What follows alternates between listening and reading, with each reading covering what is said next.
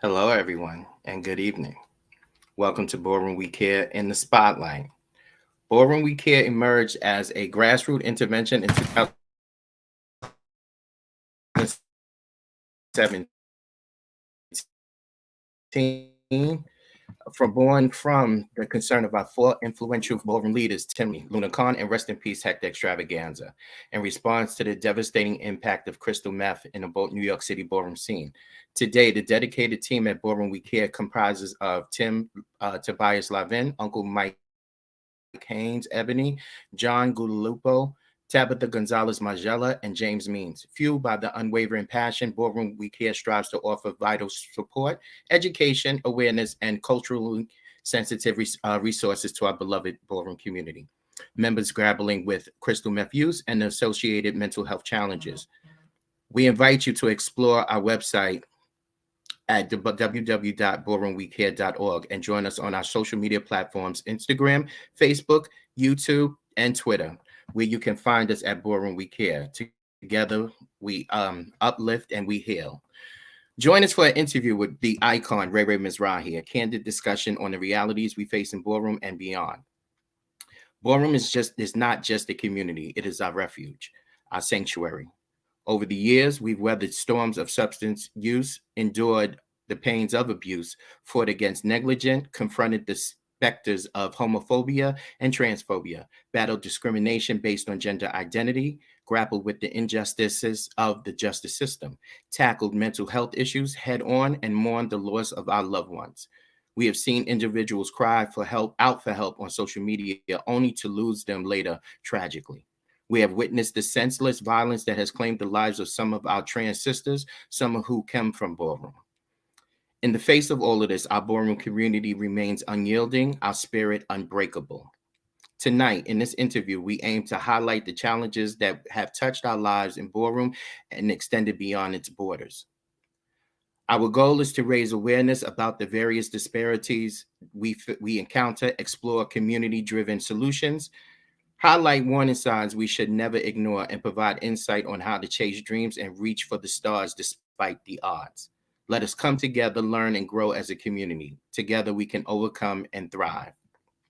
So, tonight, we have the honor of sitting down with a one on one candid interview, as I said earlier, with the icon, Harlem and runway legend, ballroom icon, Vogue Femme Battle Cat icon, Ray Mizrahi. So, ladies and gentlemen, without further ado, let us all welcome Ray.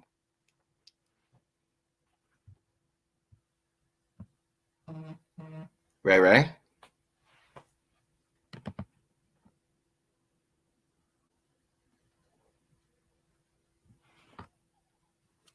Hold on, y'all. I think I'm having a little technical difficulties. I can't hear Ray. I don't think it's on your end, though, Ray.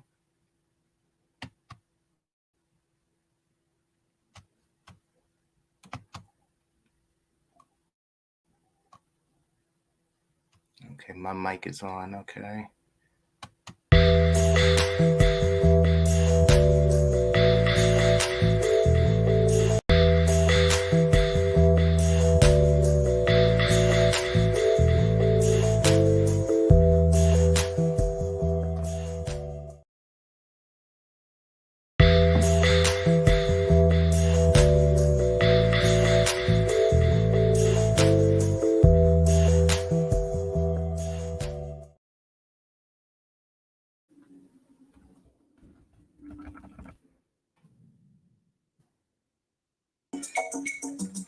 Hold on, y'all, for a second.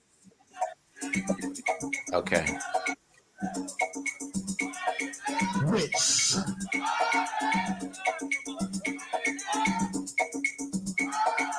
They call me Cuban Pete.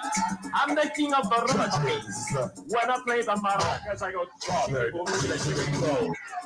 yes, sir. I'm the crazy. I'm the get straight. That's one of the other than everything goes people go, legend, go. This is a tutorial for all you girls that are coming next. go for the fight. And when the dancing they bring a heavy ring, that I quiero sing it out. Show them. This is a tutorial for generations to come. Here's a lesson from Cuban Pete.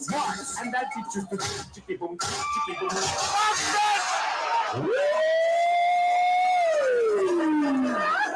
Let's go.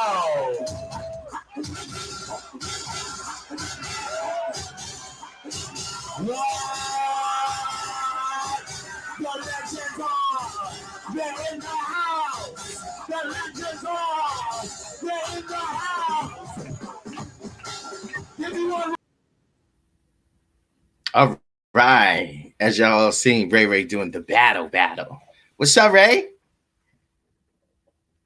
Uh-oh. I might be still having a problem. Wait a minute, because I can't hear you. It's not, I don't think it's you. Because everybody can hear me, right? I don't know what you said. Hold on 1 second. Hold on, y'all. Me, Tim? Hold on. I'm sorry, y'all. I'm having a little problem here. How do I log out? Oh, leave studio.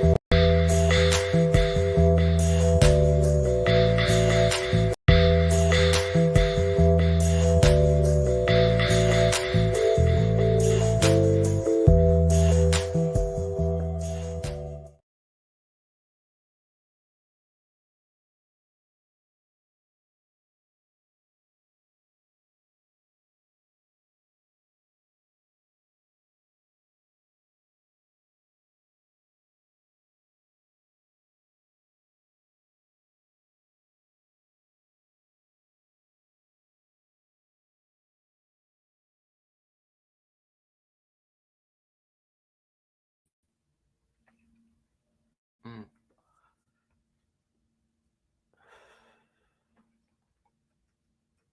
I'm back. Okay. Let's see if we can get Ray back. Okay.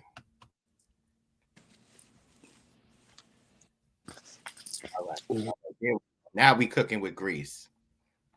That's what I say. You know, that's what I say. We cooking with gasoline. What's up, Ray? Hey, Dad. What's going on? I can't call it. Okay. Well, thank you. I would call it, but I don't want to spoil it. What I say.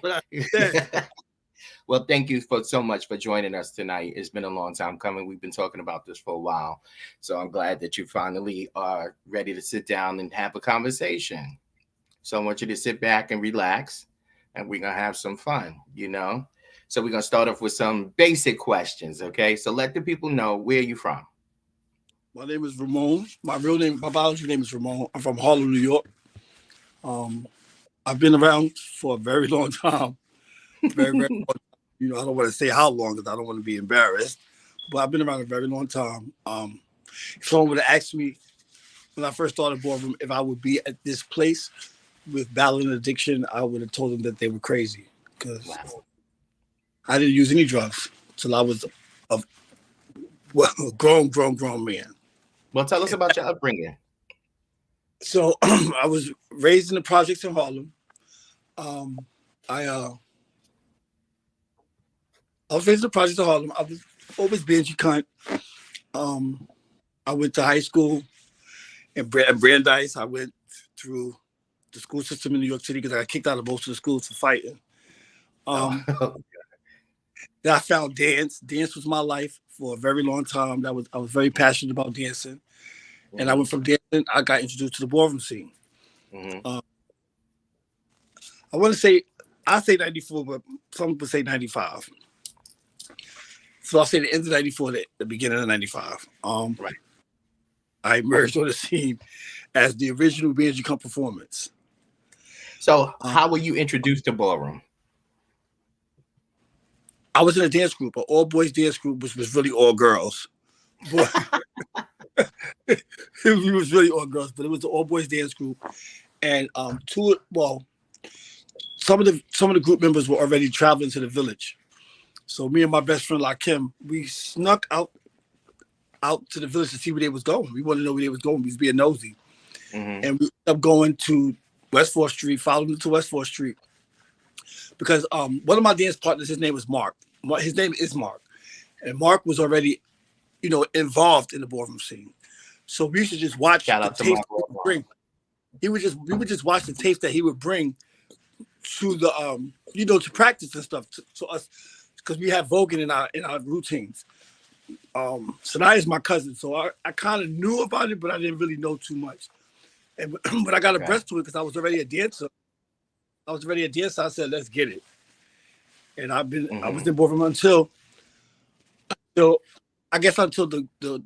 major part of my addiction started.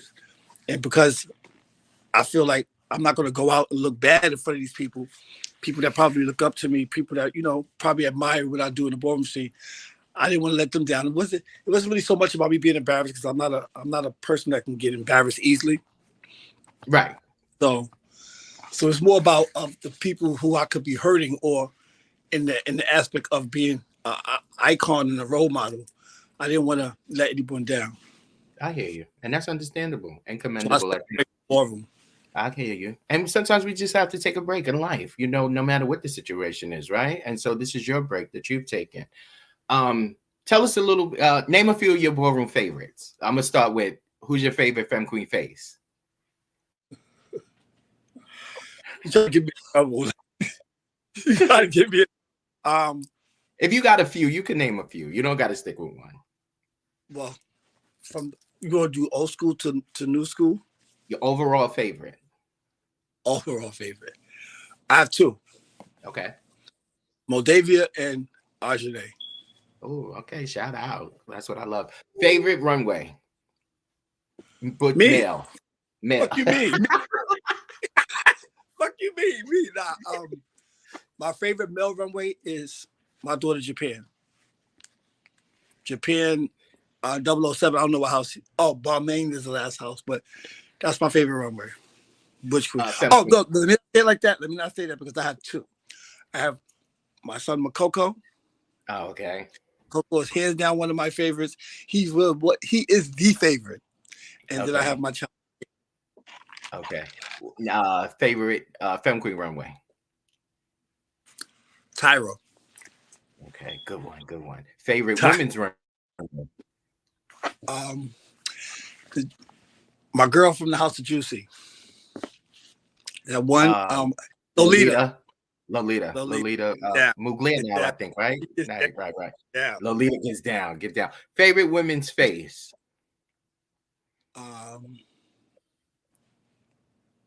Boy. Vanessa Milan. Oh, you went back. Okay. You went back. Okay. Oh, you went back. Okay. Favorite Femme Queen performer. Of all time? All time? Or can I order one? You can have more than one. Go ahead. Of course, it's my cousin Sanaya is my favorite of all time. Of course. But I definitely have a respect and a pedestal for Deja. Mm-hmm. A lot of people don't know I taught Deja how to vogue. Yes, you did. I taught Deja how to vogue. So Deja, Yolanda, and I would say for the new girls, Tamaya. Okay, yeah, well, Tamaya, my sugar. Favorite Butch Queen Vogue femme, legendary. Hey, Kenny. Legendary. Ricky. Favorite Butch Queen Vogue femme. I'm not gonna say star statement. Butch Queen Vogue femme that's of the newer generation. Favorite Butch Queen Vogue femme icon, of course, Taifa, Shamar, Terrell. Favorite. I don't really know too many of the newer kids. I don't know them by name. I know them by from what you remember. That weren't legend yet, maybe. That makes me know it, right? You said for Vogue Film. For Vogue Film. Well, I don't know if she's a Bush girl, but Michaela. Michaela used to get down for me. Yeah. Michaela's nasty with it. Michaela's nasty. Favorite Owe? Father, you're trying. You're trying. I have two. I have three. Ain't no legends in Pittsburgh. I have three. You gonna get me.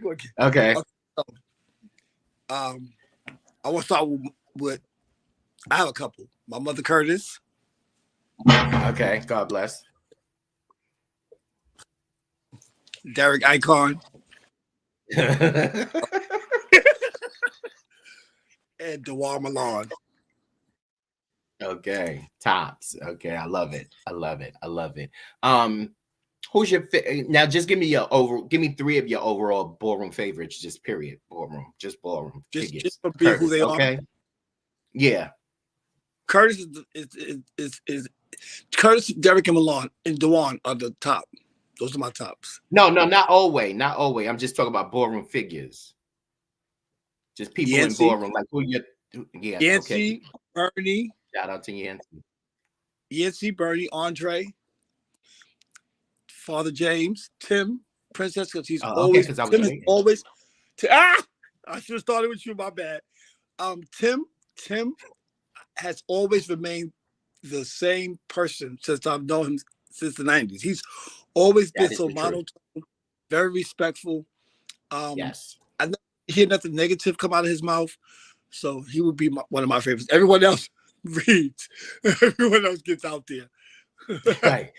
So let me ask you something. So looking at ballroom today, we see Pose and Legendary. And I ask everybody this question and a few others. What are your views on the current state of ballroom today, as you see it? I think that anything that goes mainstream, for one, it becomes watered down. So, and of course, everything has to evolve. There's nothing new under the sun, so everything is going to all constantly change. And because when you've been in ballroom for so long and you've watched it be a certain type of way, sometimes you can't really. It's not that you don't like where it's gone. It's that because you don't remember it that way. So let's just say I return to ballroom for a category or something, and things are different. It's kind of foreign to me, but I think that's why we were doing it back in the days.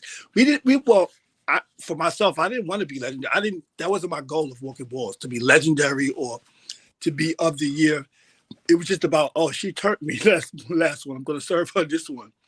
And I think nowadays I hear a lot, the major consensus between the younger generation is that they want to be of the year. They want to be of the year. They want to be legendary. They want to be icon. And we didn't have those goals because they didn't even have the status icon. We didn't have none of that. So no. I feel like it's mainstream, so it's a little watered down. And I feel the only part I feel about that is that certain people are living off the back, off of the sweat off our brow when they weren't really there.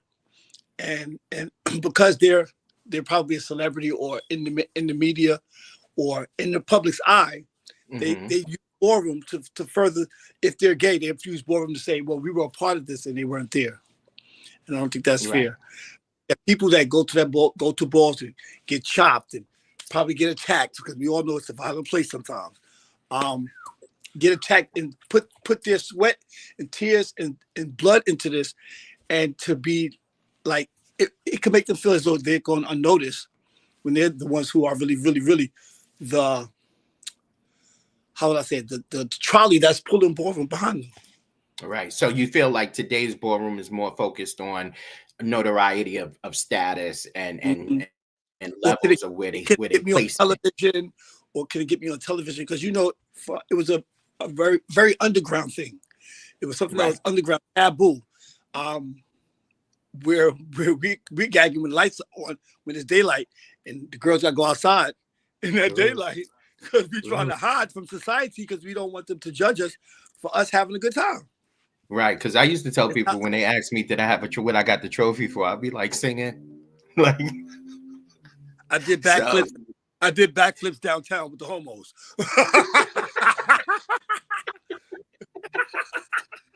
right? We would make up anything because we were so What? underground. And today we're so Remember when visible. be in the village and be hiding behind the things in case we saw a car that came from where we lived at would see us down there with everyone. Turn your back when we cross the West Side Highway. Had your girlfriend hold you like, just get, hurry up, walk this way, walk this way. Hurry up, hurry up, hurry up. Well, I couldn't hide behind my girlfriends because I was too tall. But Yes. Yes. So listen, so another They were question. hiding So behind today's folk, oh hello, and I wasn't even big back then. So listen, today's Vogue Femme is one of the most anticipated categories influencing people in different cultures, as we talked about worldwide. What are your thoughts about the category today? And what would you like to see differently? So what are your thoughts about the Vogue Femme category today? I think that it's kind of turning into almost a bush queen and drags category, as well as a film queen category, because they come out there looking like old girls. Because you know we were being cunt. We vote the most cunt we had on when we were voting film with Bengals. Or skirt. The skirt wasn't really too often. I know I didn't. I mean, when they asked for it, so a lot of times they ask for certain things, but they didn't ask for that too much. It was basically just get out there and get out there. Get on out there. You can wear anything. Come as you please. Right. And we wanted to wear cunt. We wanted to wear sneakers and hood and sweaters, but with the Bengals that was cunt. Nowadays they have on heels and giddy ups and whole propagandas, whole outfits going on. I just think. But to be fair, Ballroom it's a show now. It's a show. Right. It's no longer just an underground competition. It's a show. It's a whole production now. Absolutely. It's a whole soiree, because you never know, because it's so mainstream. You never know who's going to be there. We have Rihanna judging the ball. We have Mary J. Blige help throw a ball. Like it's different now. It's different now. So next the A game, because there's always going to be a camera watching you. Would you like to see something different with Vogue Femme? I really would. I wish that if they're going to do stuff that's on television, go to the heart of Ballroom, because people get misconstrued about what Ballroom is, because all they see is what Bobby Love or someone else like that is presenting to them, not knowing that there's countless of people that are probably way more better at the craft than this celebrity is. You know what I'm saying? I feel like they should encourage them to go to the heart of Ballroom. Go to where they're not looking for cameras. They're just there because they want to win the category. They need to get that couple of dollars for whatever their category. So what would you like to see in Ballroom differently for Vogue Femme? Not so much the mainstream. What would you like to see in Ballroom? I would like to see the leaders like the leaders and the icons and the heads of states of Ballroom to, first of all, be a little bit more empathetic to the younger child that's coming down that runway. And just because you want to sit there and feel like you are the it all, be all. And I just feel like they should be a little bit more mature. Because they're supposed to be guiding these kids, not being shady to discourage them from wanting to come. And now, like I said, it's different. If you chop them at the ball, they could be getting chopped in front of whoever. You know what I'm saying? Because the Ballroom is so mainstream. So I just want them to be a little bit more empathetic. I can't stand that when I do pop out or pop into a ball, I'm looking on the panel and I'm seeing the same old dreary raisin girls up there being nasty and being too stush for these kids that are just having fun. It was a time when we were having fun and we didn't like it but I feel like also too, the younger generation could be a little bit more respectful, because we were very respectful of the ones that came before. The ones that came before us, yes, that paved the way for us. Right. So, and I agree with that. I think it's a two-way street. You know, we could be a little bit more, like you said, empathetic to the children that's walking, and the younger children could be a little bit more respectful. At the same time, then communication will flow better, you know, because then if someone is chopped, Bam is so funny. If someone is chopped, you know, don't always think that it's shade, because I think a lot of times people chop people not really out of shade. It's just that somebody else may take it as shade. And if the communication flows better, you know, there's some shops that are shady. I won't deny that. I More, won't a deny lot of that. more than half of the chops are shady. More I than don't half know of if I chops really are shady agree with that. because it's some underground shade going on between the two off Always, scene, and always, it's like, always, why always, would you chop her? I always. was enjoying watching that. Well, you should have got her at home before she got here because you know, it's just I don't like that. I think that um, first of all, you have to have a very thick skin. If nothing else, I feel like Ballroom afforded me a very thick skin to go out and be able to deal with anything in life. Like nothing bothered me. Like you don't even know the vicious people I'm around. So what you're saying to me does not matter. In fact, it might get your ass whooped. You know what I'm saying? I just feel like Ballroom. That's the good thing. Good I parts agree. about it. It can afford you a very tough skin. I've done model coaching for some very big designers because of Ballroom. You know, Mm-hmm.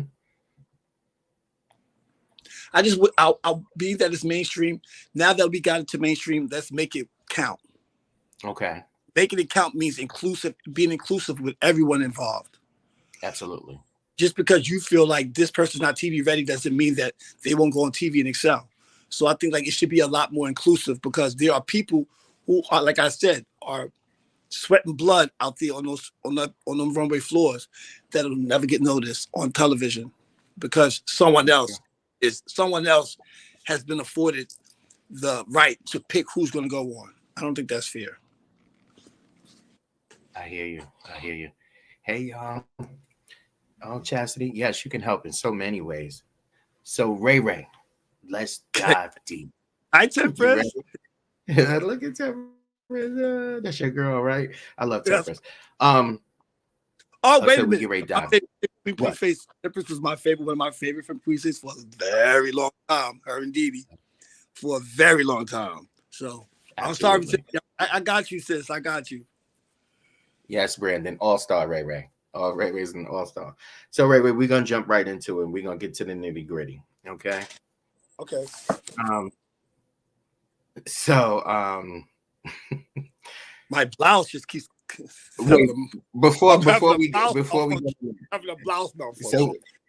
so okay, so could you share with us and the people, with me and everyone else that's listening, how you were first introduced to crystal meth and your initial experience with it? Here come the hard questions. You Yes, did what's say up? low. We're definitely cooking with grease now. I so just told you. I set it up. I said, okay, let's dive into it. I guess we've had the laughter part. Now it's time to get serious. So I was selling it first. I had just come back from Okay. Chicago. Those of y'all who don't know, I wasn't just an addict. I have a nursing degree. I have a BS in nursing. So and I did that while I had a drug addiction. So I was selling drugs. A lot of times I feel a lot for a long time I felt like God put me in the place of the people's lives that I was tearing down because I had never used it, but I was selling it, tearing someone else's life down. And one day I had a client who offered me an offer I couldn't refuse to try it. And he gave me a large amount of money. And I felt like Wait a minute, Ray. It's a little loud. why are you crying? Ray. I felt like Ray. yeah, can you hear me? Yeah, you was lagging a little. Start from when you was selling it. You started selling it. I started selling it and I went to a client that was a regular because I was escorting and I was selling at the same time. So I went to a client who offered me an exponential amount of money, and I decided maybe this one time won't hurt. I need that money, and it was a roller coaster ride from there. Oh wow. Okay, so you was with the date and you tried it. Right. Okay. So as we know, many individuals face addiction, tend to isolate themselves and seek environments that support their drug use. Can you describe whether this was your experience or how it impacted you? Did you Well, go into a seclusion? Did you take us definitely. through your journey? Take us through your Definitely. journey from where you started. From so after the Now, day. when I first started, because it was so taboo, it wasn't really known about yet. So I didn't have anything to feel embarrassed about because the stigma about it had not arose yet. So it was still underground, like how Ballroom started. It was very underground. In And the ballroom community, because crystal meth has been out for a long time. crystal meth is a culture, a subculture within a subculture, within a subculture. Absolutely. So Absolutely. when I first started it, only a few people that were indulging themselves knew, because Thank God. I get to that point. Nobody, you didn't go around anyone that didn't do it, and if someone said that they didn't do it, you definitely didn't invite them to where you are at that time because you didn't want them to know. I think that the negative stigma just started to build from there. So then once I was in it, and anything I do, I'm going to excel at it. So even being a drug user, I'm going to excel at it. Mm-hmm. Which is not a good thing, but I guess I put my best foot forth in mostly anything that I do. Mm-hmm.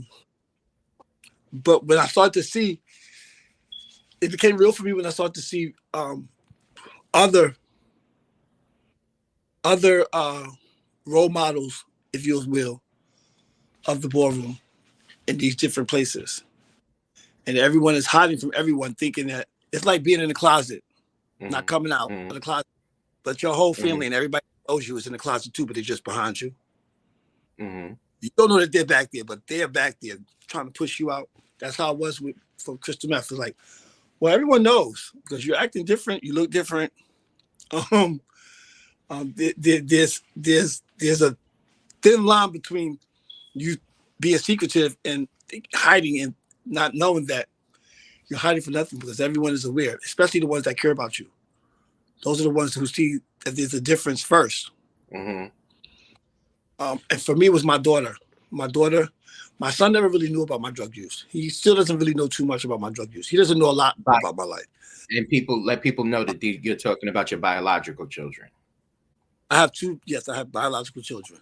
So, my daughter, at the time she was staying with me, and for her to see how she went, because when I was younger, I was a victim of my mom using drugs. I mean, thank God she has something years clean now, and Amen. she's a minister. She's an evangelist now. You know, she went to theological school, got herself together. But I was a victim of my parents being addicted to drugs, and that's my mom and my dad. Even though I chose to use drugs when my children were grown, like really grown, because my daughter's 29 and my son will be 32 in January 31st. So they were grown. And your grandfather. I am a grandfather. I have a beautiful grandbaby girl. Her name is Zora. Blessings. And that's the part that gets me when it comes to drug use, and that's why I've been to rehab so many times. I mean, I feel like I could open out there in rehab. I've been there so many times, but it's just the experience of not knowing that I'm not going to always walk this path. I'm going to at some point, get it right and start to walk my path to greatness again. You know, I talk a lot anyway, but when I was indulging, I tend to ruin everybody's party because I want to know everyone's story. Like, I want to know, how did you get here? Why did you get there? You want to always use drugs for the rest of your life? Don't you think you look bad? You don't want to go get help, make yourself look better. And so that started me to thinking that maybe God is using me. Because if you say God used me as a vessel any way you see fit, then you have to be prepared for where he's going to take you. And hey, talk about better than any harsh drugs for. I was reading, my friends. So to be caught victim, I don't look at it as victim. I look at it as God is having his way with me. And in certain places, he's not willing to go get dirty. So I'll be more than happy to take one for the team and go get these people out of whatever misery. Because doing crystal meth is, you're having fun at sometimes, but there's always the part where you start to be miserable because there's some bullshit going on, or some bullshit going to rise from once you get high. There's a ticking. It's just a downward slope to something that's going to make you gag every single time. Wow. And so what is some of your why triggers? people? Go ahead. I'm sorry. Go ahead. I'm Go sorry. ahead. No, I think that finish. I'm sorry. You know, with other drugs of choice, people say, you know, you're chasing that high, baby. I'm here to tell you, every time you get high is the first time with crystal meth. So that's why it's so addictive. What do you think are some of your triggers that fueled your meth use during that time? I had started like not too long before that. I started to work out and get my body together. So to see people's reactions when I took my clothes off, because everyone knows when you do crystal meth, you're taking off your clothes at some point. So I mean, just being real. We'll get to that. We'll get to that. So there's at some point that you got to take your clothes off, but to see the reaction of them, like people wouldn't know it, but you never know who are some of your probably people you look up the most are so insecure about and behind the closed doors. So I'm a little conceited too, but I was always insecure because I was always skinny. So I always felt like, you know, the guys that were muscle bound, all that stuff, they would get all. So when I started to work out, and because I'm always taking off my clothes when I'm doing crystal meth, to see the reactions of people's face, like, oh my gosh, his body's nice, that became a trigger. That was the trigger of all triggers for me. Giving me a compliment, giving me a compliment on my body, or how sexy I look. So I started to equate that with, I'm not going to the ball, take off my clothes, but I can do that here, and everybody's accepted of it. In fact, they encourage it. It was a trigger. Okay. Wow. So your insecurities with yourself played a lot on your triggers. Okay. That makes a lot of sense. It makes a lot of sense. So we talk about sometimes the come down or the crash from the use of crystal meth can be extremely intense.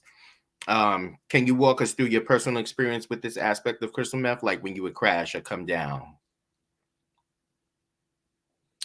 So my come down is different than most people.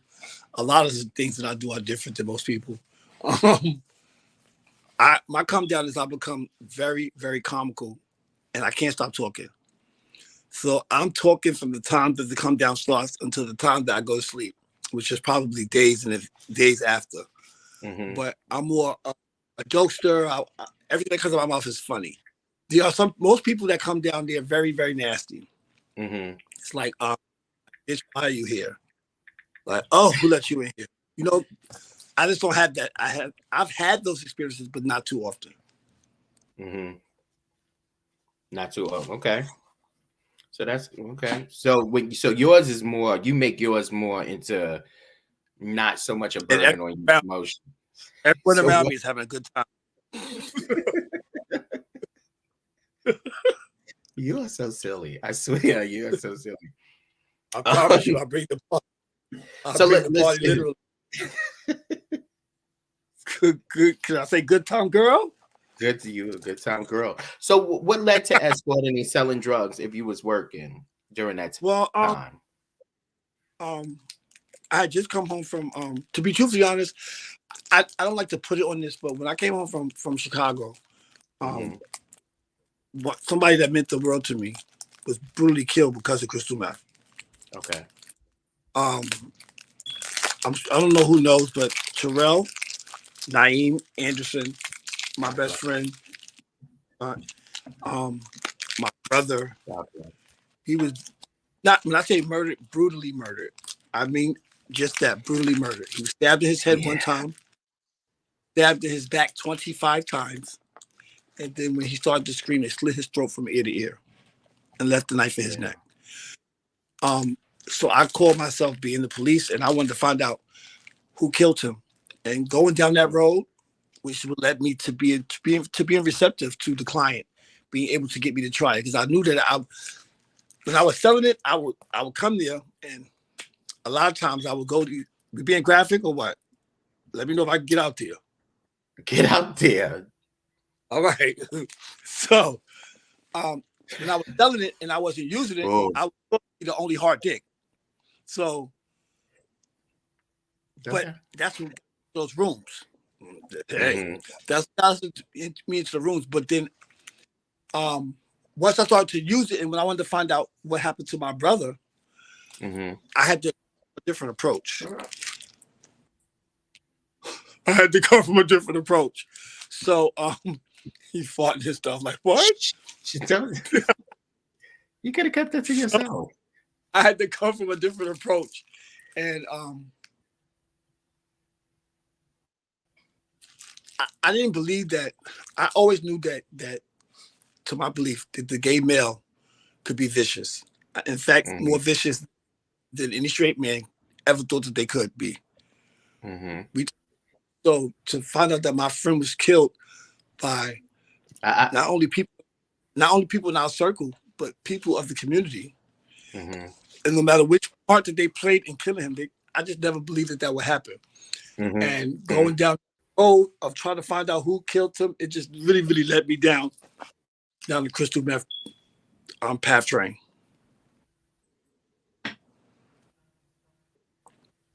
I feel like Ballroom has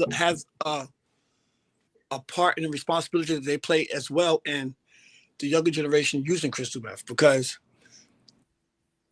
it's not frowned upon to be at the bar, be on the piano, looking in your bag Mhm. to find a bag of coke and sniff it right then and there. No one is saying Mhm. about that. But if you use Tina or crystal meth, I don't like to call it Tina. Mhm. We're gonna call it something else. I like to call it Marie Knowles Turner. Tina Knowles and Tina Turner. Marie Knowles Turner.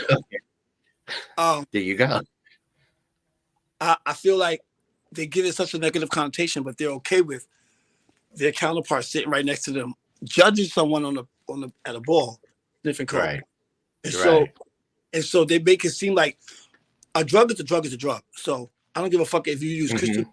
heroin, crack, whatever it is. It's all a drug and it's all poison in your body. I don't see why it's such a deeper stigma when it comes to doing crystal meth. And because it's a deeper stigma, that's why people disappear. That's why people go underground. They start to only hang out with people who do crystal meth because everyone else they feel like is judging them. Mhm. Even That is some of their true. friends, even some of their deepest friends. I've heard people say, I can't fuck with that bitch because she does Tina. But you sitting at home sniffing more coke than motherfucking Tony Montana. True. It makes sense. True. Bitch, True. I have nose hairs. At least I still have nose hairs. You have no nose hairs. And you know, fool. I know they say it's a gateway drug, but if you can do coke that much, then you damn sure can pick up. I don't like to use pipes because my mom used to smoke crack. So I would do my crystal meth a different way. I would put it in a vitamin E capsule and boof it up my butt. Oh. No one never knew. Yes, So so let me ask you so saying that the initial high you get from crystal meth is called the flash. Can you educate our viewers about that experience and how it who differs called it the from fat? the, Who well says the listen, it's a widespread terminology. Like I flash? said, crystal meth, Light, crystal flash, crystal light. meth, huh? They put it lightly when they say flash. Okay, well, explain it to us. It's Tell our definitely a viewers. boom. Hold It's a that. boom. Boom. Hold that. It's a boom. Explain it to our educate our viewers. Um,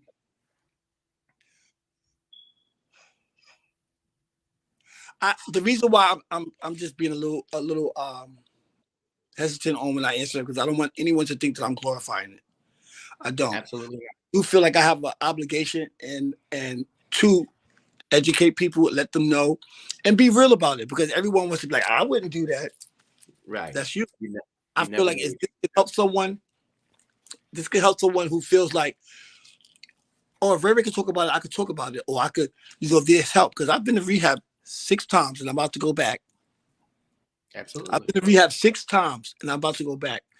And And that's okay. And I've that's had okay. people You have to say, go as many times "Why as you you keep need. going back? Going back? You looking at that drug program as fun?" Well, first of all, I'm not going to do anything if it's not fun for me. That's number one. Number two is, um, I was a fighter in every sense of the word. I'll fight Mhm. you. I'll fight anybody in the street. I fought for my life a couple of times. I've been at death's door more than once. I fought for my life. So why wouldn't my my quest to get clean from addiction be any less of a fight? I'm gonna Absolutely. I will continue to go to rehab until I get it right, and I'm not gonna feel bad about it. And Anybody who you don't like it, it's my ass. and you shouldn't feel bad about it, not at all. With So, a super so straw. educate us. So Uh, educate the viewers on that. so from a medical standpoint, because I am a nurse, I know that crystal meth eats out the lining of your heart. It eats out the inner lining of your heart. It also attacks your central nervous system. So people that do meth on a prolonged basis start to find themselves shaking because their nerves are being attacked. But it also gives you a healthy desire for sex if that's what your intentions are, because all it does is magnify whatever feeling you're feeling at that time by 100. Hmm. So it's almost like being high off of an e-pill or Molly, but Hmm. 200 pounds greater. Wow. Wow, that's deep. So, a meth-induced psychosis is a well-documented phenomenon. Could you elaborate on any mental health challenges you faced as a result of meth use? Excuse me. And I tell you, if I have the stories that I have, it would be a bestseller. Well, that's part of the reason why you up here. Like you said, you wanted to tell your story and you wanted to help people because, like you said, you don't know who could be watching this, and it definitely can help somebody and encourage somebody to come forward and seek out the help and support that they might not know that is here for them. And right now you are providing that exact support for people. And also in saying that is, I want you to be comfortable in what you would like to share. We You don't know, I'm want you to. stop. Let's stop. Let's get out there. I'm telling everything. What I said. If you want to hear, you want your story told, or you don't want them to know, I'm sorry for you. So mentally, has it impact your mental health? Um, I've had I've had many psych breaks. I done jumped out of somebody's window. I Hmm. done found myself in the top of somebody's building where when they work on the elevator, you can hear it going up and down. And I'm just locking myself in there because somebody's chasing me. It's Hmm. it's definitely a psychosis. Um, it's usually a prolonged psychosis. It's after prolonged use. But if you do something like shoot it up or something like that, Hmm. then it's almost onset, and it gets Okay. crazy. It gets all the way crazy I'll because I tell know you. that smoking it, you get 30% of the high. If Hmm. you boof it like I do, you get 70% of the high. If you shoot it, you get 85% of the high. So that's why the psychosis, you shoot it, you're going to be nuts in about 2 weeks. Not nuts. Literally. You're So getting out there. besides, Trust me. so besides your fear of what's going on out there, what other things have you dealt with mentally when it came to crystal meth? Not just being afraid or feeling like something was after you. What other things that you have experienced mentally with crystal meth? Well, being afraid of, first of all, I think it's a lot to have a degree, but not using your degree because I lost my nursing license for 5 years. I'm doing crystal meth, going to work Hmm. high and just Hmm. doing the most. So Hmm. it plays on your psyche as far as who you are as a person. Like you look around, you like, first of all, if you think you look fierce, you look around and see a whole room full of other bitches that look fierce. That's a mental break right there. Because it's like all these people are here, Okay. but because they're drunk with the euphoric part of the high, they can't notice that bitch you look fierce. Give a fuck how many people would have sex with you. It's because they're high.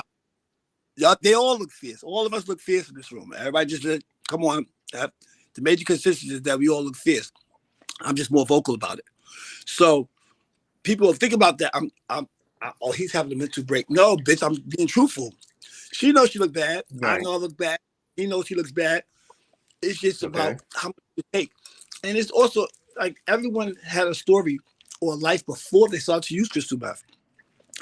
I've had, I conversates, darling. I conversates. So I've had talks with different people, so many people minding their business, wanting to get in their business, but I hear the most epic stories, monumental stories of who they were before they started using crystal meth, because I know that I say that there's a difference in how the stigma goes with the different drugs of choices, but truth of the matter is people can go years sniffing coke, and if they don't want you to, you won't know it for one, but they're not having any mental. So I think that's where the negativity should be at when it comes to having a negative stigma about crystal meth, is that it's making people's minds go, it's making people go crazy. Like literally crazy, insane. They say I'm not smoking crack. It's kind of, in my own opinion, and this is only in my own, I feel like it's worse than crack. Okay. It's much worse than crack. But you're not selling no TVs. You're not stealing from nobody. If you're stealing from somebody for crystal meth, that just means you was a thief before. The dirty ass. So you feel like with crystal meth, you're just in the high more so. It doesn't make you feel like, oh my gosh, I gotta sell my mother's TV to get it. No. Right. Right. Crystal meth have money because starts at $60, and then from there it goes to $120, and then from there it goes to $240. Levels to this. There's levels to this. Right. What Whitney said, I make too much money to do crack. Oh. Crack is right. What I said.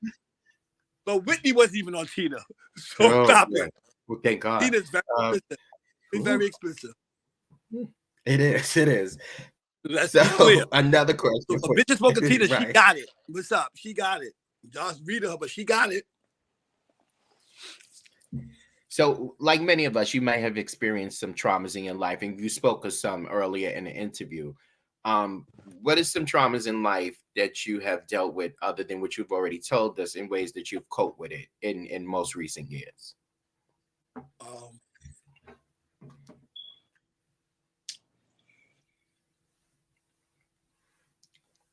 I feel like I'm throwing rocks in the cemetery. Because there was a time I was in the hospital.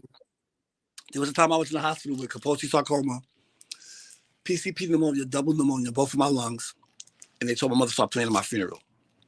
After that, I had lung surgery where they had to cut me open to remove fluid from my lungs. This is in two different instances. Again, my mom was told to plan my funeral.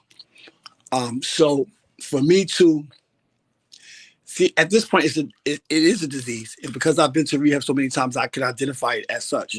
But the truth of the matter is, after God has spared me so many different times, amen, for me to keep going back and using that drug, knowing that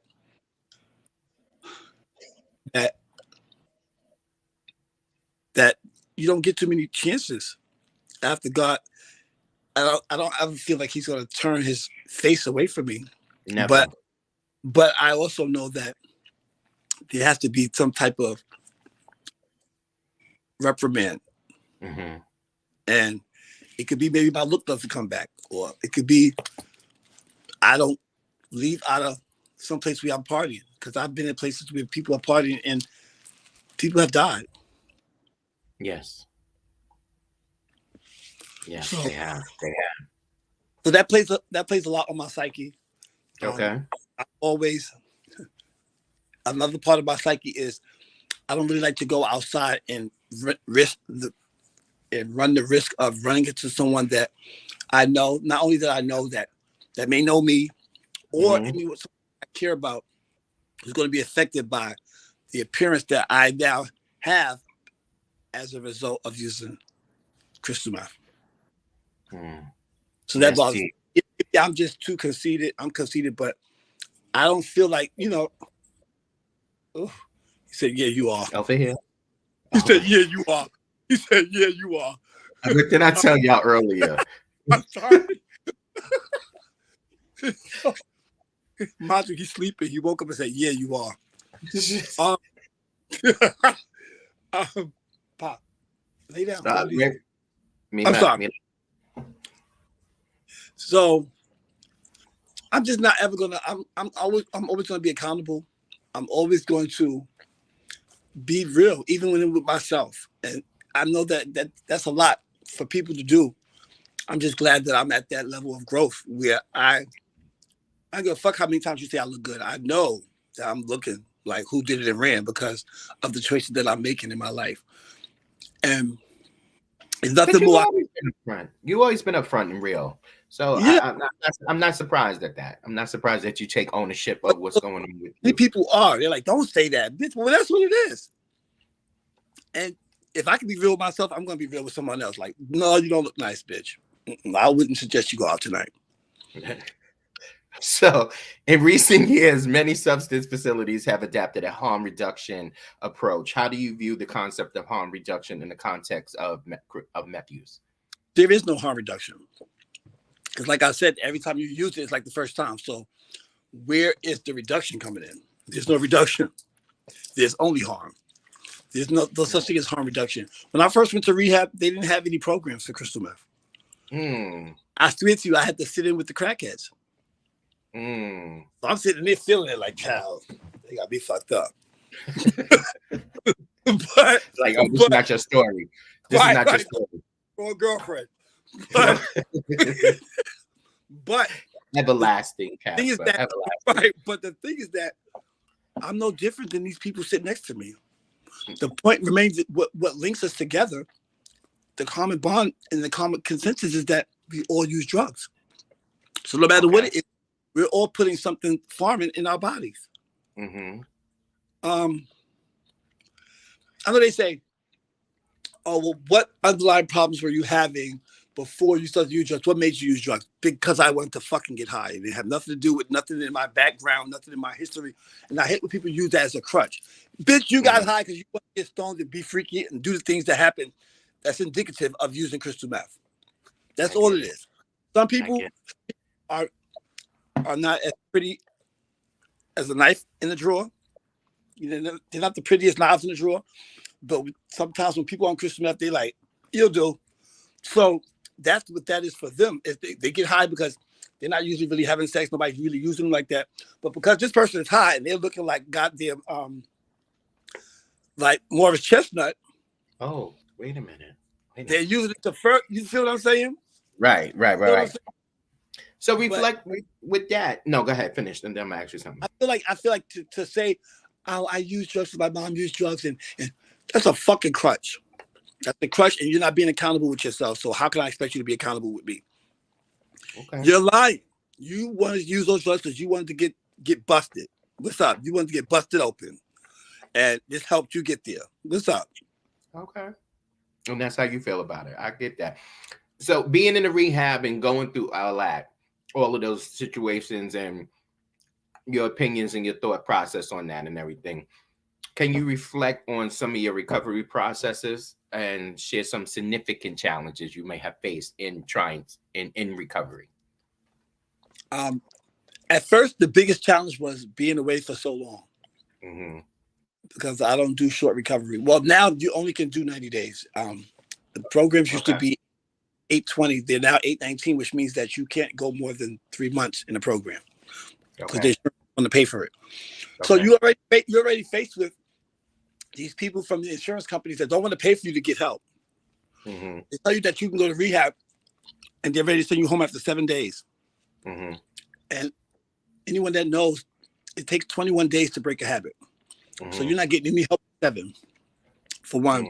But to be away for 90 days, away from everything, and to be thrusted up, because I go to rehab, I go to Samaritan Daytime Village, and I've been to every facility. I've been there so many times, but my main one was in Ellenville, New York, which is 3 hours away from the city.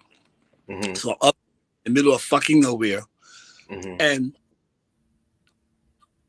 so the biggest challenge for me going to rehab was when I came home. Mm-hmm. Because of course you're gonna be clean in the middle of the nowhere in the sticks. Right. Upstate New York, it's when I come home that was always the work. And I've noticed that most of the times when I came home, I never did outpatient. I would just, one time I came straight from rehab, straight to the dealer's house. Wow.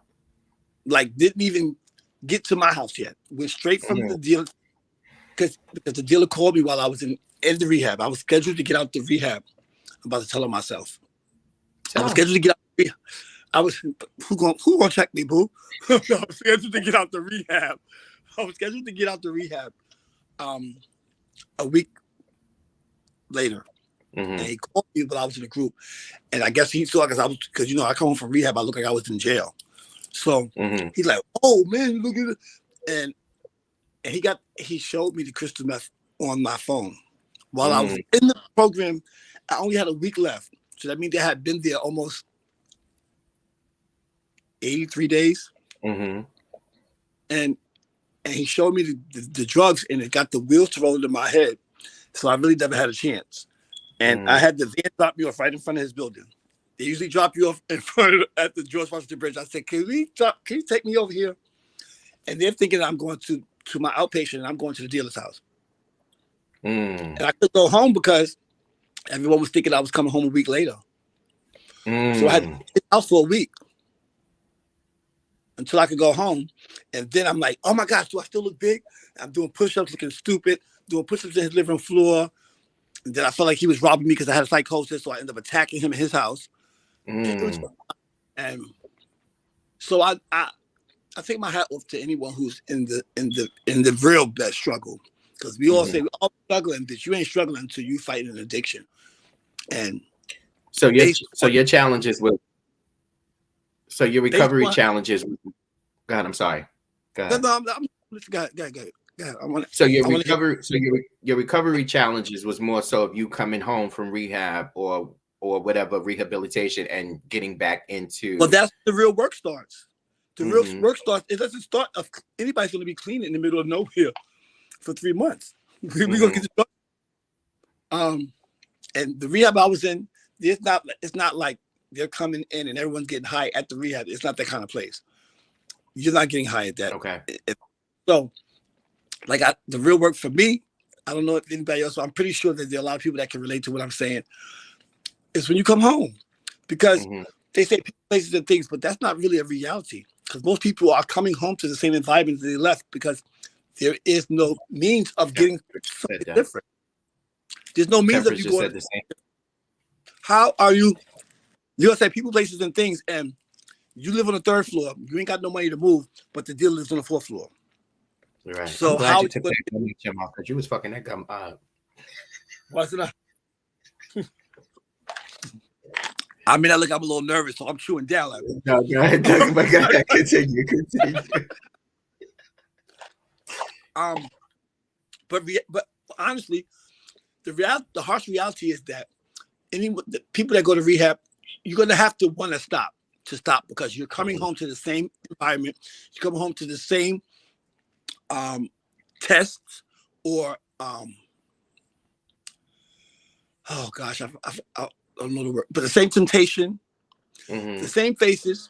Because a lot of people, when I first went to the program, I said, so because I got high in my program, in my apartment, can I go home? And they'd say no. I said, bitch, you got me fucked up. Where am I going? I guess I'm moving in with you. But the harsh reality is that you're going home to the same people, the same environment, the same temptation, and the same struggle. So it's up to someone I know in the urban areas, or at least from where I come from, that had the same story that I have, maybe about different attributes, but basically the same story. Is how are you going to change people, places, and things? Because you may not be financially fit to change your situation. So it has to, the real work has to start from you. And a lot of people that I got high with were people that I knew or were friends with before I got high. And in recovery, you're supposed to just do away with anyone that got high. which is easier said than done because a lot of these people I have built relationships with over the years before I even knew anything about crystal meth. I didn't even know what it was. These Right. people were my. So these are all the challenges that you're faced with coming home, but and no one is thinking of all of that. They're just thinking of, oh, he fucked up again. Oh, he's a fuck up. Oh, he should never get up from drugs, not knowing what troubles and trials and tribulations that they're facing, because they're already coming home with hesitation. Like, can I do it? One of my gay daughters, Maisha, told me one time. She said, "Father, you ain't." I said, "I don't want to do this for the rest of my life. I don't want to do this. I don't even want to do this that much longer." And she said, "Father," she looked at me. She said, "Father, you ain't never gonna get away from her." And I swear to you, going to rehab so many times, I have felt like that she was telling the truth. God bless my granddaughter, Maisha Icon. Rest her soul. I felt to feel like Maisha was telling the truth. And it wasn't that she was trying to be fierce or anything like that, but that was her reality because that's how she looked at it. I feel like she was trying to give me some comfort, like, why are you over there going through it? This is just what it is. Right. And so now that you put it, go ahead. And it just wore me out because I'm pretty sure that there are so many other people that think like that have never even explored rehab, that have never even explored treatment, that have never even explored trying to get it right. Because I feel like no one can say to me, "Bitch, you're not trying. I've been to rehab 6 fucking times. You can suck a sick dick, bitch. I'm trying. I'm trying. You're trying. I'm trying. If I stop going to rehab today or tomorrow, I've put in a good fight. Because I went 6 times, 90 days every time.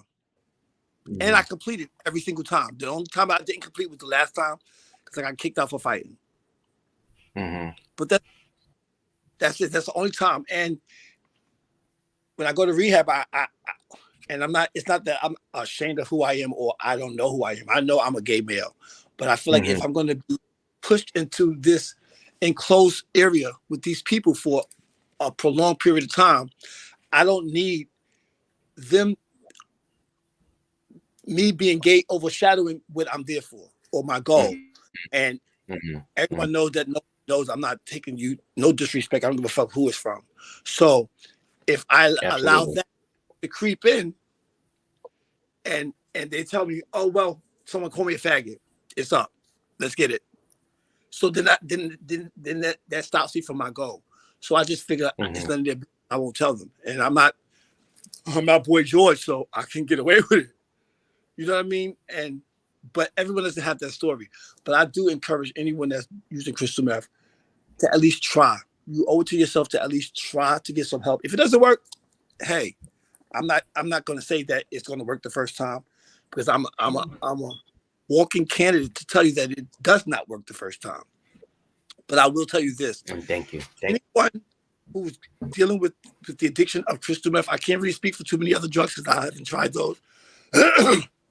I will tell you this. Yes, Tim. They're already dealing with so much on their mind because just from the door, they're second guessing themselves.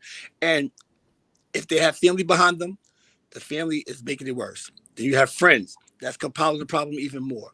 And no one ever says, well, because I used to think of it like, oh, disease my ass, but it really is a disease. It becomes it's not disease, but dis-ease with your life. A dis-ease with your life. Absolutely. And Deshaun just said that, like, surround yourself with people who care about you and block those that are not support. Surround yourself with people that really love you. And usually when you're getting high, block those people because they are who you need. Right. So in coalition to and coincides what you're just saying about family and friends not being supportive and adding that extra, I guess, stress onto what you're dealing with. Supportive. Not that they're not being supportive, because usually it's them being supportive where it turns into tough love, or you feeling like it's not being supportive, but it usually the origin of the animosity or the explain that. Educate us. That's what it is. It's not that they're not supportive.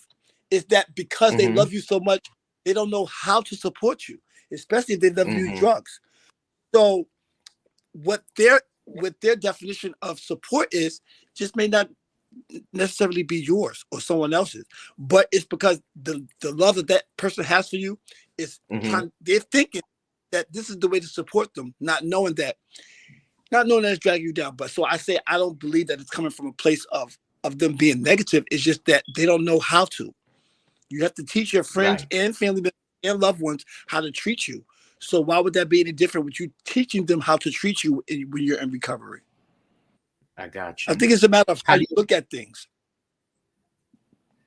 I get it. And that's right. It's all about perception. It's all about perception. And sometimes we have to educate people on things that they perceive that might not be what, like you said, what you need at that time.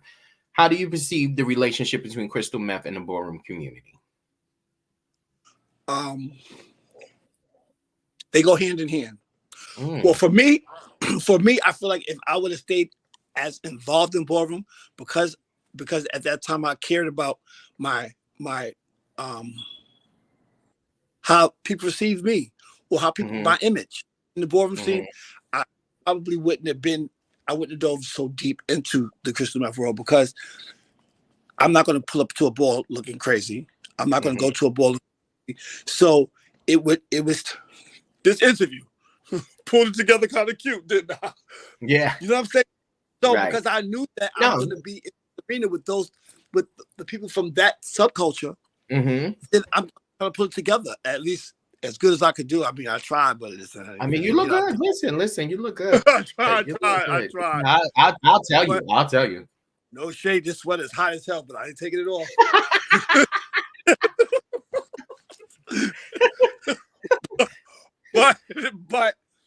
But I feel like if I had stayed in the ballroom scene, because everyone doesn't look bad when they do Christmas. Some people you can look at them, you will never know. But is that helping them, or is it enabling them, or is it hurting them? I think it's hurting them because they feel like they're getting over on everybody else, but really, you're getting over on yourself. You're not getting over not even on yourself, because the chickens will come home to roost at some point. Absolutely. Aside from the side effects of those who are persistent users, do you think it's possible to fully recover from crystal meth use? Take your time. And just your personal thoughts or experience. Take your time. We're here to support you, Ray. We are definitely here to support you. Take your time. Do you need a moment? We could do a video break. You want to do a video? Okay. You sure?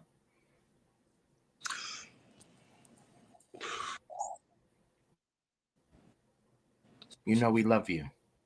And we're not just saying that because you're crying or what you're going through. We genuinely love you. And I appreciate you having the strength and the courage to even talk about the things that you go through on here. There's so many people in here with the hearts and telling you that they love you and stuff. But let it out, Ray. Sometimes we just got to let that out, right? And we got to be vulnerable in front of our friends and family and stuff. And sometimes this will help. Go ahead. Let it out, baby. Let it out. Let's take your time. I don't have a clear, concise answer because I haven't gotten it right yet. Okay. So I don't know. I don't know any. Okay. I don't know. Well, I do know of one success story. I'm not going to tell his name. I don't want to break his ear. No names. Oh, that has fully gotten away from it. But I don't know anybody else. So when you ask me that question, only reason why I started to cry, I got emotions, is because, like I said, I'm still in the fight. Right. I don't use as much. I don't use nearly as much as I did, but I still dibble and dabble and get out there sometimes. And I'm just tired of being. I was once in my family, and people, Mr. Dependability. People could depend on me, and I feel like, when I hear like my sister or somebody say that, "Oh, I don't trust you," not that I would steal, but just don't trust me to do the right thing, or if I say I'm gonna do something or be somewhere for them because I got high, or I don't want to come around them because I feel like I look bad, then I'm not being dependable like I used to. how can we as a community, as Ballroom community, as your friends and self-made family here in Ballroom, how can we help support you through this time, through what you're going through now, through your use and through your recovery? How can we give you Well, the support? I think that if I would be frank, it's probably just to let the person be because um No, I'm saying for too you, much from support, us. too much support, I know, but I'm just saying, but for me, it would be just to let me be because too much support could be enabling. Okay.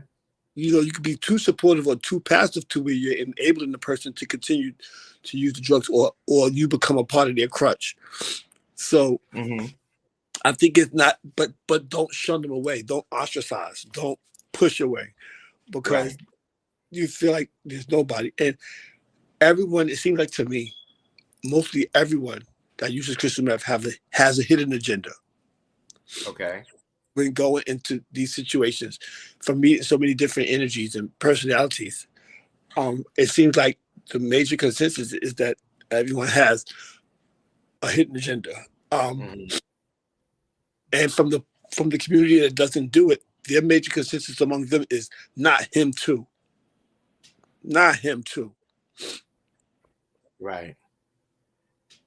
Um, I agreed to do this because I feel like um, in rehab they say you have to give it to keep it. You have to give it away. That was gonna I be don't my like. next question. Why would I you? don't Why really would like. you? I don't really like to use rehab quotes because I think they're corny. But I feel like a lot of resentments that come from people using drugs. First of all, resentments to me are nothing more than expectations that have not been met. So I resent this person because they weren't the brother that I expected them to be. I resent my mom because Mhm. she wasn't the mother I expected her to be. Or I resent my friend because he wasn't the person I expected him to be during my recovery. So I feel like if you're trying to be supportive, don't push, Mhm. don't don't intrude, don't be as abrasive, but let the person come to you. Okay. A crystal meth user knows how to run. And they know how to disappear from you in the same room. Right. The devil is a liar.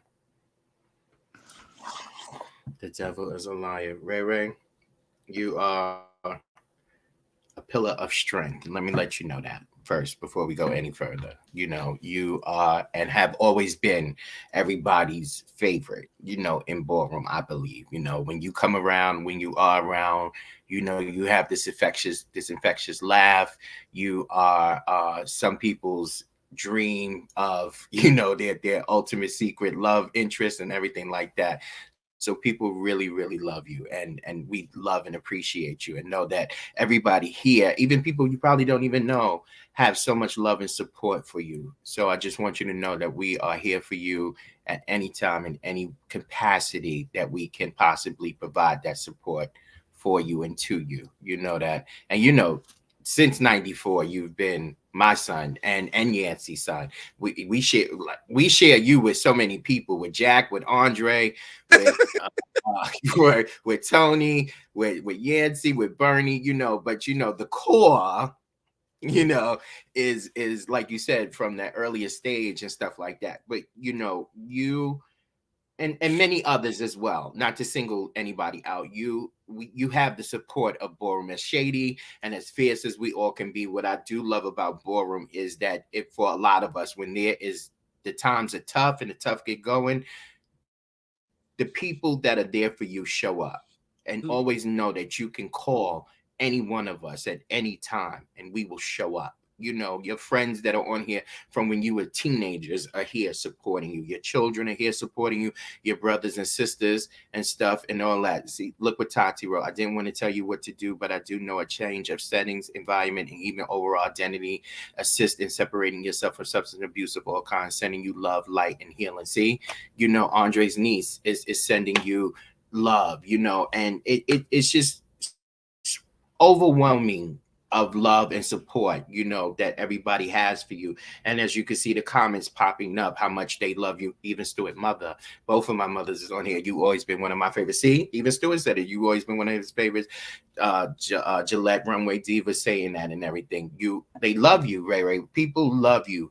But like they say, look at my mom, hey, say hey, love and everything, So always know that you have the support. That something, in the perfect world, someone would feel so. And I'm so humble and I'm so grateful and I'm so thankful. I can't say that because his husband is right there. And I don't take it. I don't take it any for granted. I don't feel bad, but what I do know is that kind of it makes me want to cry more because cry. I just don't want to be. I never, like I said, if someone would have told me my life would have turned out to be like this, to the point where my sister, if I tell her something, she has to second guess because she don't know if I'm high, and we call it tweaking. If you're tweaking or not, I just want to get back to being the Rary that I am, walking my greatness, because people, I know that I'm afforded with a lot of blessings to be a gay male or biological children and experience having a granddaughter and experience raising my children and experiencing so many different things. Blessing. I feel and feeling the look way. At your first gay son is on here. I love you, Ray. Your firstborn. We've been through it all. Shamel. I love you too, Shamel.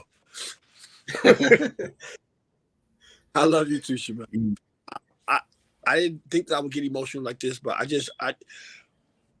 to be truthful, I'm not being funny, but I feel like I carry the weight of every crystal meth user that's in the ballroom and out the ballroom, because all of us have the same story.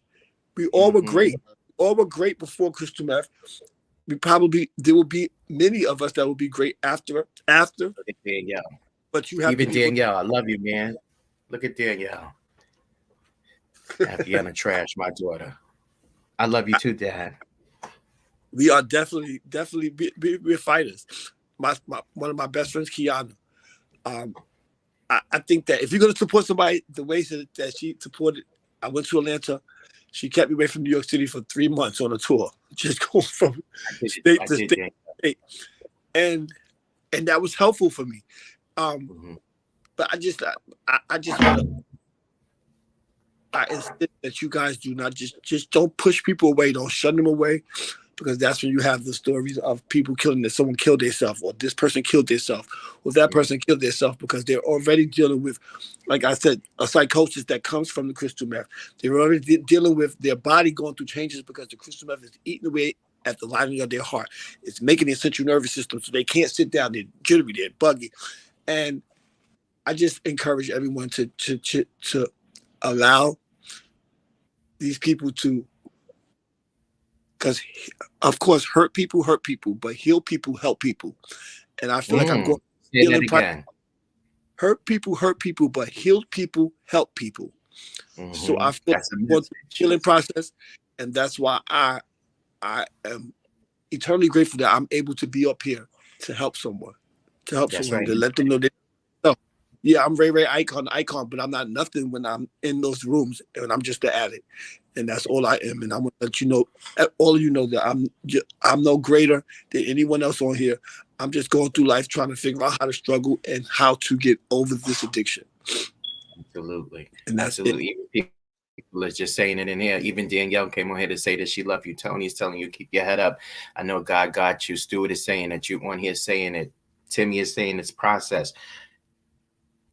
Could you suggest any ideas and approaches to raise awareness about crystal meth use within the ballroom community? What could we do to raise awareness about it? And maybe as a whole, because I'm sure Rome wasn't built in it overnight, so it's going to take some time. But start to have more.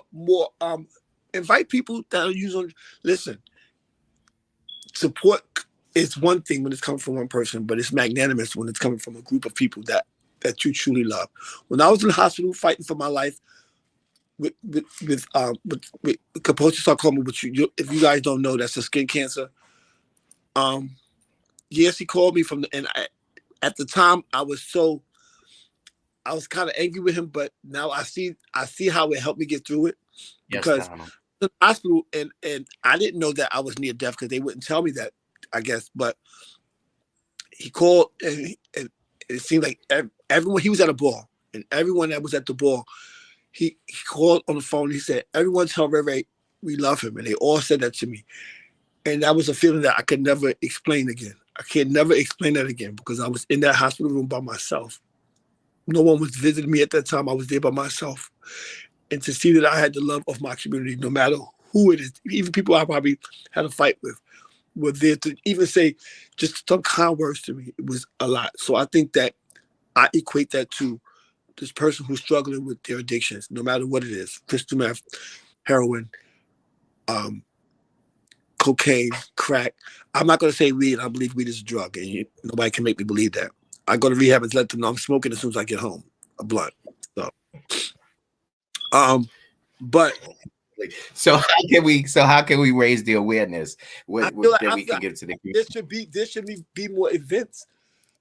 There should be more events or more speaking panels like this, because I'm sure I'm not the only person that wants to get the story out. Because once you get the story out, you hear it out loud.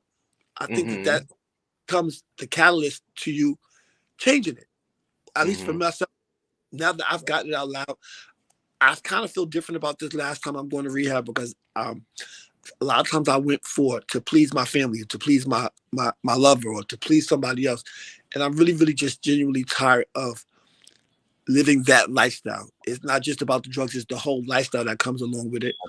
I'm ready to change. I mean, I look good, thank God, but I'll be 50 in 2 years.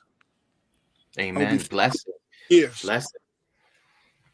So I want to take my hat off to my brother, who is one of the survivor stories. So I just want everybody to say congratulations to my brother. Happy birthday, Mama. Lollipop's mother's birthday today, so everyone say happy birthday to Mama. Birthday. Happy birthday, Mama Golden. But Lollipop is the strongest person I know. And to see him do it, and he's at a year now of being clean and sober and just living life on life terms. He doesn't know how much of an inspiration he is to me. And I know that there's hope and there's a chance for me to change it and get it right. So I want to say, absolutely, I love Jonathan Golden. I take my hat off to you, I honor you, and I uplift you, and I thank God for you being in my life. Amen. So with saying Jonathan, who else is a part of your support system? And if let's start there. Everyone I'm around, even the people I get high with. Okay, it's a part of my support system. I don't how have they contribute to that? So of course my home base brothers, Shamar, Taifa. I don't speak to Taifa. I don't get to Taifa as much, but he works a lot. But they are very supportive. They've never shut me out. They've never pushed me away. They've always only had positive things to say. And I know that, I don't want to say I hurt them the most, but I hurt them the most because we always each one teach one. We always kept each other abreast. And I felt like I was the one. Wait a minute. I was the black sheep. I think they're shooting outside my window. Oh yeah, you gonna have to move this live to the bathroom. You gonna have to move this live. Oh, all right, go ahead. I think they. Please don't get shot during this live. Well, I'm not by the window, so hopefully, you know. No, but I love you too, Trey. I thank y'all all for this. This has been a healing process for me as well. Good. I mean, good. But God is not done with me, just like He's not done with anybody else. Amen. Amen. Amen. What are some of your most profound life lessons you've gained from your experiences so thus far? I'm not as judgmental as I was. I'm not as nasty of a person as I was to people who are on drugs. I judge anybody now. I mean, that's just me. Everyone just judge a little bit, but you know, it's definitely come down whole lot. I take the time to put myself in someone else's shoes now, because just judging them and paying no attention. I take the time out to find out why they're in that place, because everyone has a story. No one started being homeless. No one started out being a drug user. No one started out prostituting. No one started all these things. These were things that have come along on their journey in life. So I just pray that there are more lives, more conversations about this, because it's deeper than we know. And they say, go people, places, and things, move out of state. Any state that there's an urban ballroom in, there's crystal meth users. And we need to tackle those people. Here, we need to take a deeper look into it. Take a deeper look into it. It's not that yes, he has. It needs to be a much more common conversation. Okay. Normalizing it.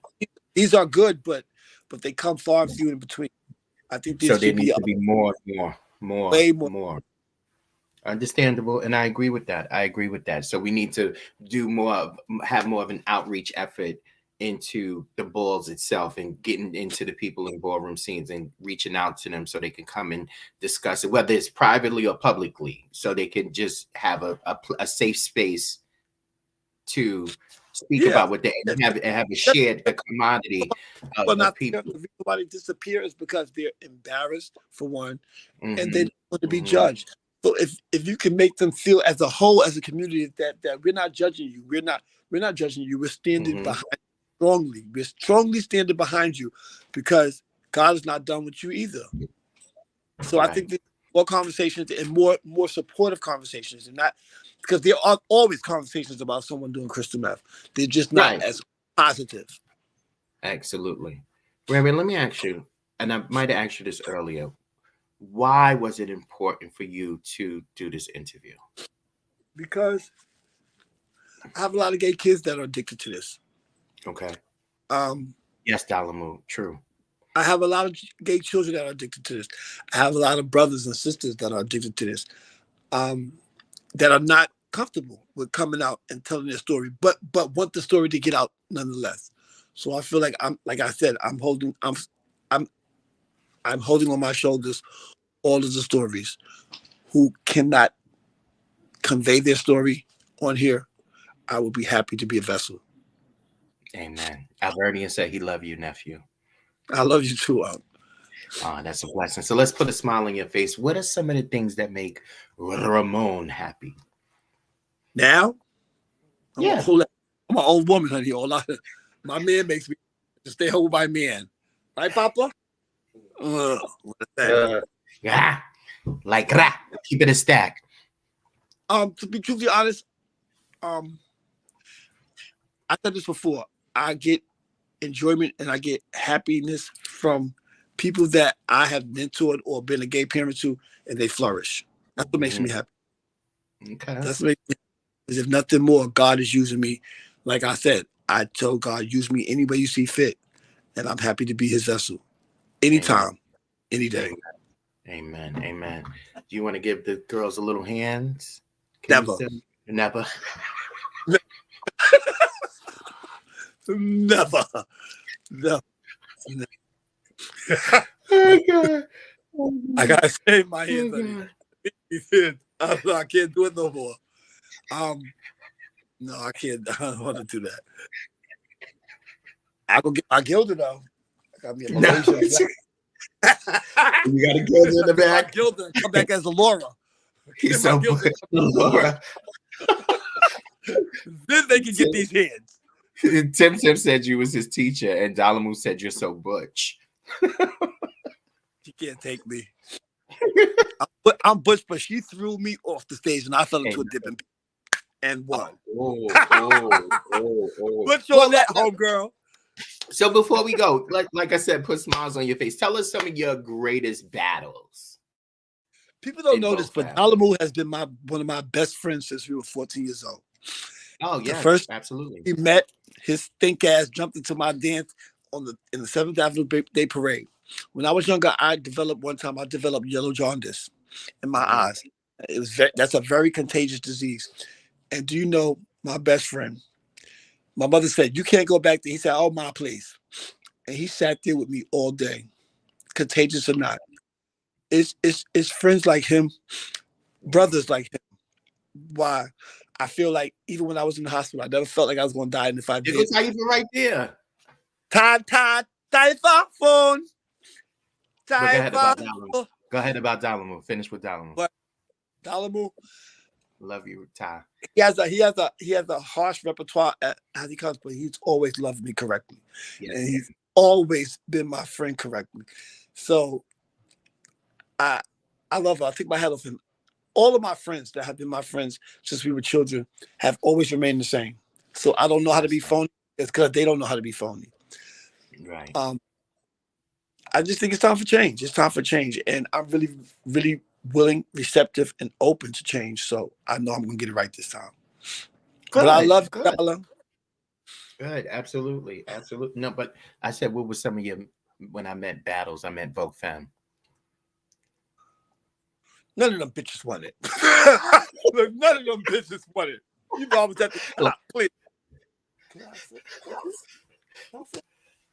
I could Mira. Mira. Once a performer, yeah. always a performer, as Kim says. No, but Understand. you know what's funny? But I, the people that when I came out voguing now because we all old together, it's like I have no, a Shayna is not. a mutual respect to a point where it's like if they're voting against one of the new girls, I'm definitely on. I'm with you, old sis. You know what I mean? But I just feel like I didn't expect to be this old. I didn't expect to be this old. I didn't expect to have this with great responsibility comes great reward. And I just think that it's time for me to sit back and stop blocking my blessings and let them come in. Right. But Dalamu said you only beat him once. I only vote against you once, sweet face. What's up? Oh, It only took one and done. What's up? Yeah. she said, This is okay. going. I think this live is over. Look, the Wait, signals wait, is wait, going wait, live. wait, wait. It actually is. Wait a Somebody minute. So it actually wait, no, it really is. So as we conclude, do you have any final thoughts that you would like to convey to the ballroom community? I mean, you said so much to them, as to a us. whole, the older ones need to get better with how they treat and teach the younger ones, and the younger ones need to be respectful and how they learn and grow from the older ones. That's it. Oh, absolutely. Okay, that's what's They up. call me quote daughter. Ray, What's quote listen. daughter? Me quote daughter. I thank y'all. I Yeah, thank you, Father, because you made this very Ray. comfortable for me. I would have been able to do this with someone else. Well, listen, So they picked I the told perfect you. moderator. Oh, thank you. And I And told you that I'm not gonna lead you down a path of uncomfortability and anything that you never wanted to talk about or answer. I told you we would skip right over it. but My guess what? my Being uncomfortable and not talking about something means that I'm willing to hide it so that I can continue to do it. That's why exactly, I feel like when you're hiding something, that's because you want to continue that type of behavior. So exactly. as I said to you, I'm an open book because I want to change this. I want to change And this. Zarek said that, in one of the comments down there. It's very similar to what you just said. And you speaking about it as a part of your process, as a part of the change, as a part of you on your road to recovery. No matter how many times you've been to rehab, if you got to go 10 more times, you do things for you. Like you said, now you're changing the direction. You no longer are going to do this for anybody else. Now your next mission is for you.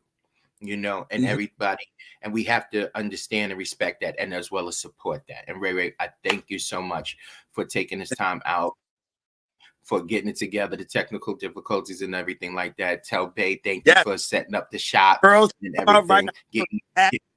Girls in like the child. Oh my gosh. Yeah, right. A week-long process, right? A week-long process. Everyone say happy birthday to my sister Sabra. Today's my sister's Happy birthday. Sabra. Happy birthday, Cut. Happy birthday, Cut. Sabra. And I thank you so much. And what's up? Final I got words? this bag of weed over here. You're holding me up. Oh, I well, love in you. that case, flowers, flowers. We Flowers. love I you. love y'all. I love y'all. I Stay love you, strong. Ray Ray. Stay. I love you You too, stay Father. good, and I'm always here for I'm, you. Thank you, everyone. I'm, Before you go, I want to give you a few announcements for Ballroom We Cares real quick. Um, our announcements, I'm sorry, y'all. I just got so caught up in that conversation with Ray Ray. So please check out our Instagram for helpful tips on how to cope with mental health challenges during the holiday seasons, because that is very important because a lot of people face depression during this time. Ballroom We Care is hosting the first annual free ball in New York City on June 29th, 2024. So please save that date. Ballroom Unsung, a Ballroom We Care project coming your way very soon, where we will be highlighting members of Ballroom who made a mark on the floor, but we don't often hear from them anymore. So stay tuned for that as well. Please take advantage. Of Ballroom We Care free 101 crystal meth training, and is an opportunity to learn about the psychological, emotional, and physiological effects crystal meth has on the body. It will also educate you on the do's and don'ts when dealing with someone struggling with meth. Register on our website. Also, take our survey by visiting our website. In case you've missed a live, it will be recorded and saved on the Ballroom We Care website. Go to the homepage and click on videos. And that is a wrap for us tonight. I am your moderator and host, Father James Icon, the Icon. I love you all. Flowers. Have a good night.